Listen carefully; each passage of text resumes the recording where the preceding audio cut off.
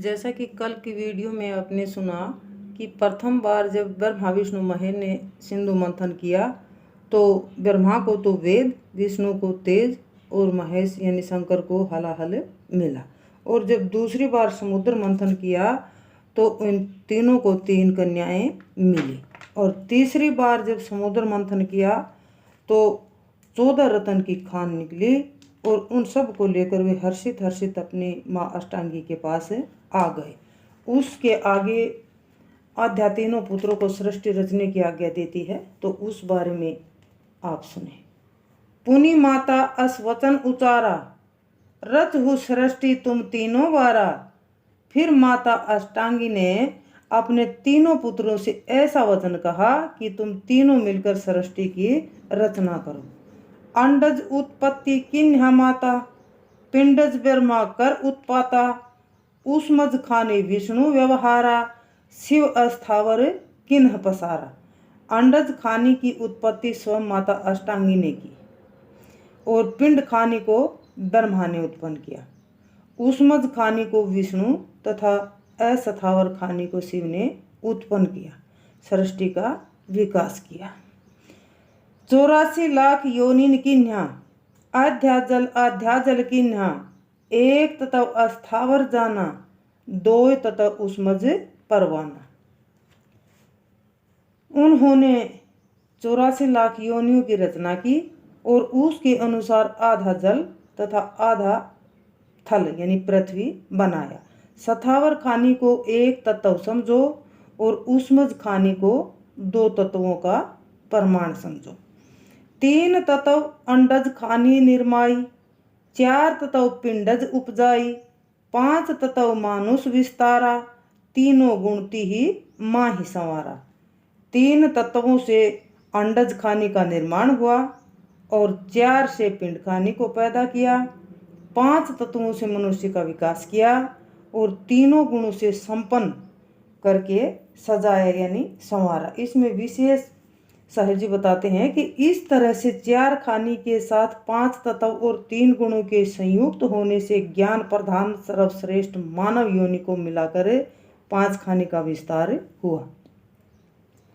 इस प्रकार सृष्टि की रचना का कार्य बिना किसी बाधा के सुचारू रूप से चलता रहा, परंतु इसके बाद तीनों पुत्रों का अपने पिता निरंजन की खोज में लग जाने से सृष्टि रचना का कार्य अवरुद्ध हो गया।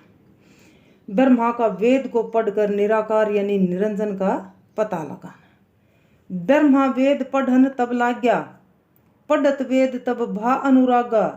कहे वेद पुरुष इक आही, है निराकार रूप नहीं ताही।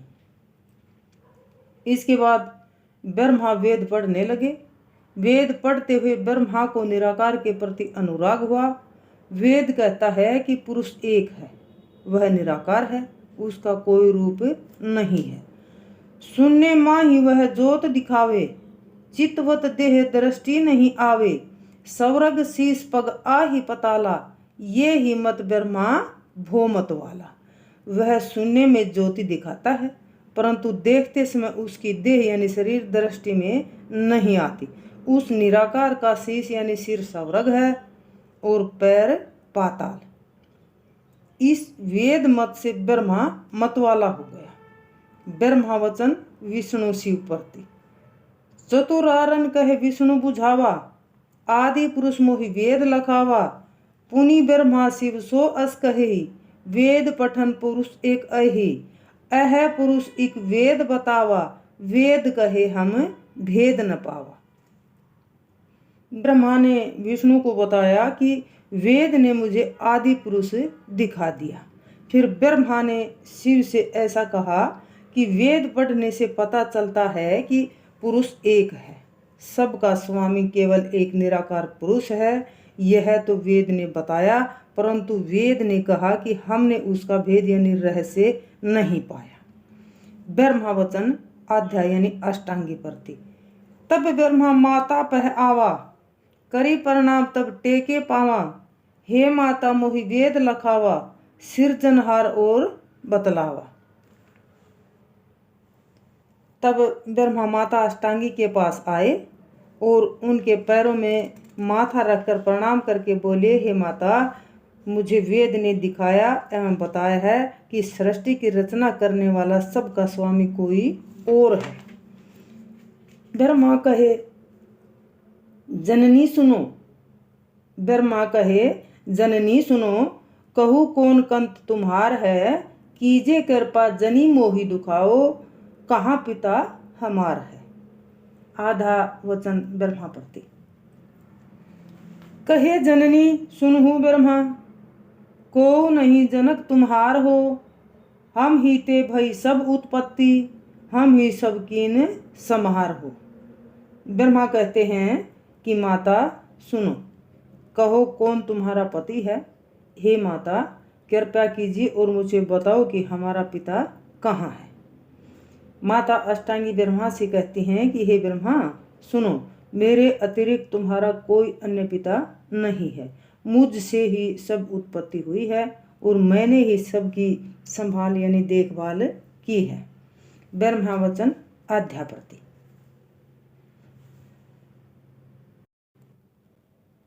ब्रह्मा कहे, पुकार सुनो जननी तै चित्त दे, कहत वेद निरुवार, पुरुष 100 गुप्त है। ब्रह्मा पुकार कर कहते हैं कि हे माता, मन लगाकर मेरी बात सुनो। वेद निर्णय करके कहता है कि केवल पुरुष एक है और वह गुप्त है। आध्या वचन ब्रह्मा प्रति। कह अध्या सुनु ब्रह्म कुमारा, मोह से नहीं को सृष्टि न्यारा, स्वर्ग मृत्यु पाताल बनाई, 7 समुंदर हम निर्माई।